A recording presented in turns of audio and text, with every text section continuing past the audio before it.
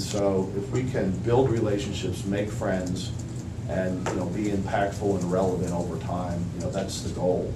We're not changing, you know, we're not going to be changing the world, but we are all looking forward to doing everything we can to build a presence in that place. And so, you know, you read a lot about this. Some people say they're tired of writing about it, but they keep asking questions about it. So I don't really know which it is. From my perspective, you know, we're inactive and we're focused on, you know, bringing new members into the fold. You mentioned a Question. a 6-year rotation that you're in right now. As far as the conference schedule goes, how far in advance will you go? I know you were talking about teams scheduling better competition. Many times they have to schedule many years into the future. So how far in advance will the Big Ten portion of the football schedule be done out? You'll have to ask Mark Rudner. I have no idea. I usually does like 2 years, maybe 4 years, but not much more than that. All right, thanks, guys. One last question. Yeah. Do you think we're getting to the point where in a few years you might see the top 4 or 5 conferences become and separate themselves from the rest of the major college football? I don't. I don't think so. I don't think that would be a healthy thing. I think there will be change somehow. You know, the changes on the field are the changes on the field. 79 of the top, in the last 20 years, there have been 80 top 4 teams, right? 20 times 4. 79 of those came from 5 conferences. And yet, there are programs that have really, you know, gotten healthy, whether it's Boise or whether it's UConn or Cincinnati, Fresno State. Those are good football programs.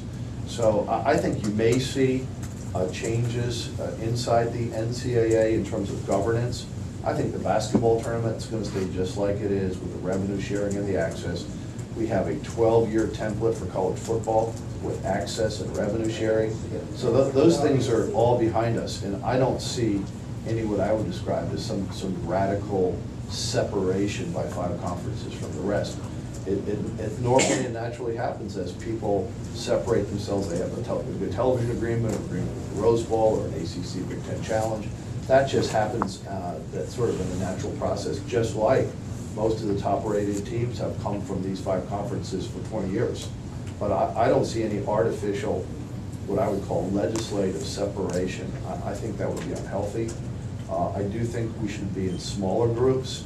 I don't think 380 people trying to make rules makes a lot of sense. So I'm very hopeful that we could get more homogeneity in the legislative process and the governance process. But even in that regard, I think it's really important to have diversity in that group, have different kinds of voices in that group.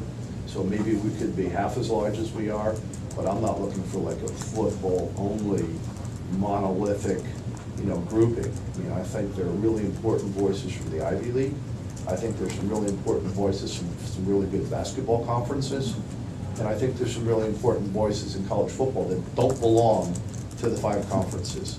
So I would like to see some restructuring, but not to the point where, you know, there's so much exclusion that important institutions don't have a voice. All right, thanks, guys. We'll bring in the rest of the ADs down shortly. Thank you.